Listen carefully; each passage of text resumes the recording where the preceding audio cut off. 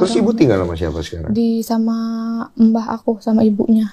Nggak ada komunikasi sama sekali? Enggak, sama aku nggak minta maaf juga. Kamu dekat nggak sih sama ibu dari kecil? Justru aku apa-apanya sama ibu aku, Kak. Aku lebih dekat sama ibu aku padahal daripada yang bapak ya, karena kan mungkin kita sama-sama perempuan. Aku apa-apa sama ibu aku, cerita. Ibu sama bapak hubungannya gimana? Baik kok, Kak, baik. Nggak pernah ribut waktu kamu dari kecil? Nggak pernah yang gimana-gimana. Pukul Enggak, iya bapak macem-macem apa? Enggak pernah. Setahu kamu ya? Iya, tapi emang bapakku mah, aku juga nggak pernah dipukul, nggak pernah gimana. Bapak mah bukan tipe orang yang suka main tangan gitu loh, Kak. Ya, buktinya aja udah ketahuan istrinya kayak gitu, anaknya disakitin. Kalau orang lain mah mungkin udah ngahajar abis-abisan kali, itu mah. Iya. Enggak gitu tuh.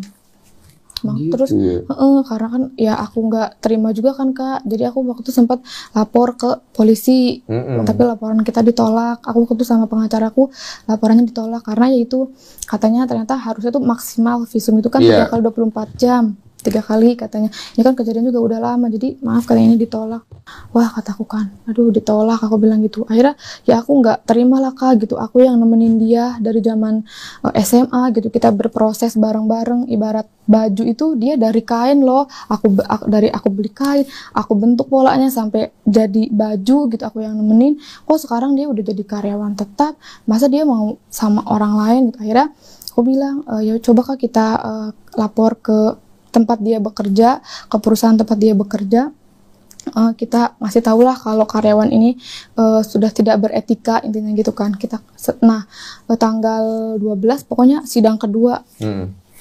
Sidang kedua itu aku ke sana langsung ke daerah Rangkas, ke kantornya sana. Aku sama pengacaraku 2 orang, cewek cowok, ngomong sama HRD-nya gitu kan.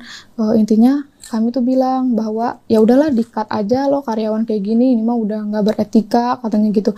Buat apa juga, maksudnya perusahaan tuh ada punya karyawan kayak gini, nanti kan bakal jadi bumerang juga loh gitu buat perusahaan, takutnya nanti dia malah berbuat sama teman di kantornya segala macam.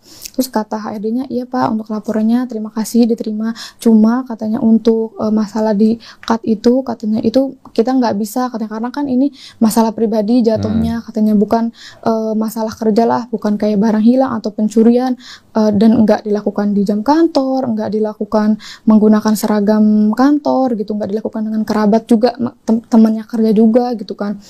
Terus akhirnya iya tahu gitu, cuma kan ini ya udah nggak dipikir secara logika mah udah nggak masuk akal banget lah gitu tuh. Dan dia juga menikah itu pada saat masih pegawai kontrak gitu, Kak.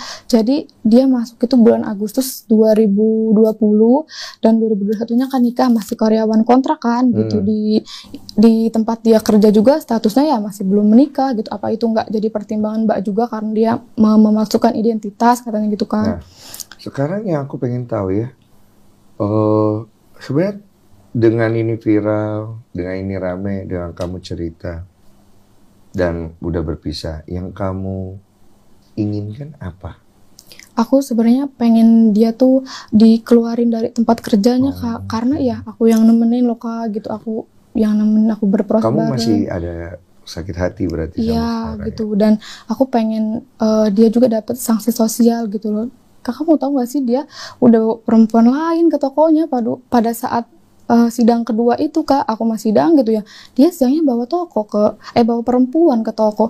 Maksudnya ketika aku masih berproses, aku berusaha bangun gitu, sedang menata hati aku, kok dia bisa udah sama perempuan lain gitu tuh.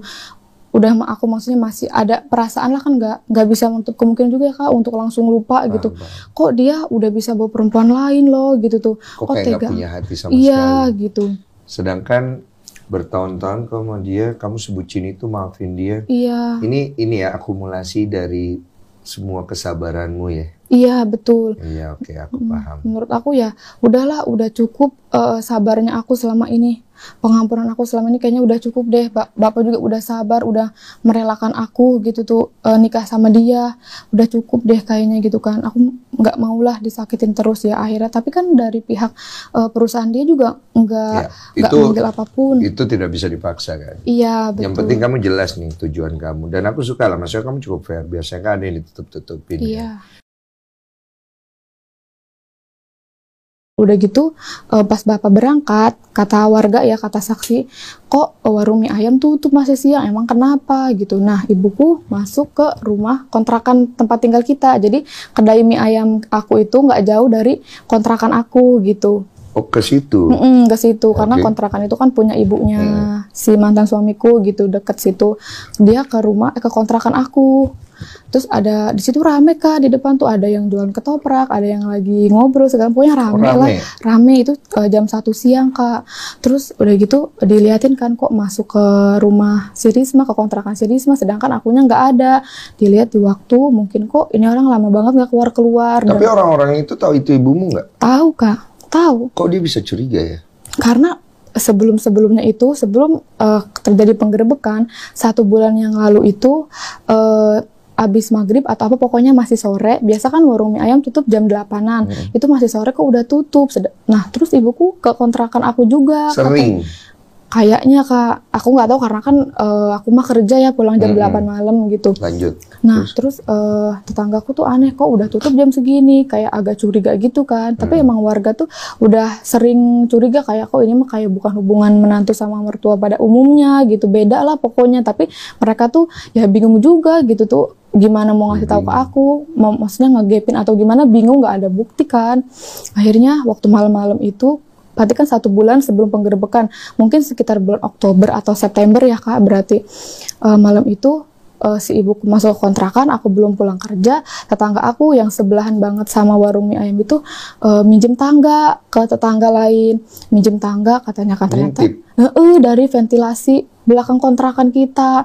Pas dilihat mereka lagi nggak pakai baju apapun, nggak pakai pakaian sehelai pakaian pun gitu Kak.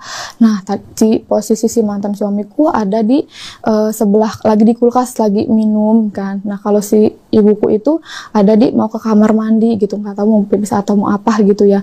Tadinya mau difoto atau di video. Nah jatuh si tetangga akunya itu. Jatuh?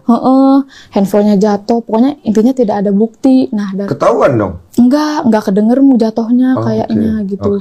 Nah terus udah gitu cerita kan ke yang lain-lain gitu. Nah sebenarnya ibu-ibu tuh sering suka gosip-gosip kayak ini mah apa sih namanya, kayak ada yang aneh. Nah tapi sering tuh diomelin sama si suaminya yang pertama kali ngeliat, ih kamu tuh jangan suka ngegosip kayak gitu, nanti mah takut orangnya marah karena nggak ada bukti. Pas dia ngeliat sendiri kan ya ternyata bener dong yang suka ibu-ibu omongin tuh gitu. Akhirnya ya ngomong kali ke tetangga-tetangga situ gitu, tapi gimana caranya ngasih tahu ke aku sama ke bapak dan ke keluarga karena nggak ada bukti, nanti mah dikira kita fitnah. Mereka pikir kalian nggak tahu juga ya. Iya.